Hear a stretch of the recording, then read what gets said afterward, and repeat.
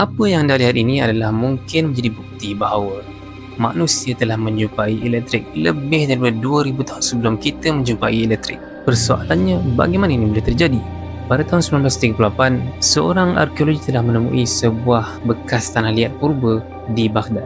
Di dalamnya terdapat sebatang silinder tembaga, rod besi dan juga sisa-sisa kimia. Ya betul, kombinasinya sama seperti bateri moden kita pada hari ini. Bila diuji, artifak ini berupaya untuk mengeluarkan arus elektrik kecil yang cukup untuk menyalakan lampu LED. Jadi persoalannya, adakah tamadun zaman dahulu telah mempunyai elektrik seperti kita?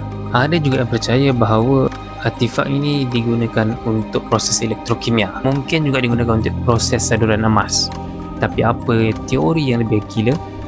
Ada yang mengatakan bahawa artifak ini adalah salah satu daripada teknologi yang hilang daripada tamadun yang maju sebelum kita. Bayangkan, jika manusia kuno sudah pun ada bateri, apakah lagi sejarah yang belum kita rungkai?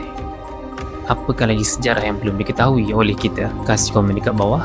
Jangan lupa follow, like, share dan subscribe untuk ketahui lagi teknologi-teknologi misteri.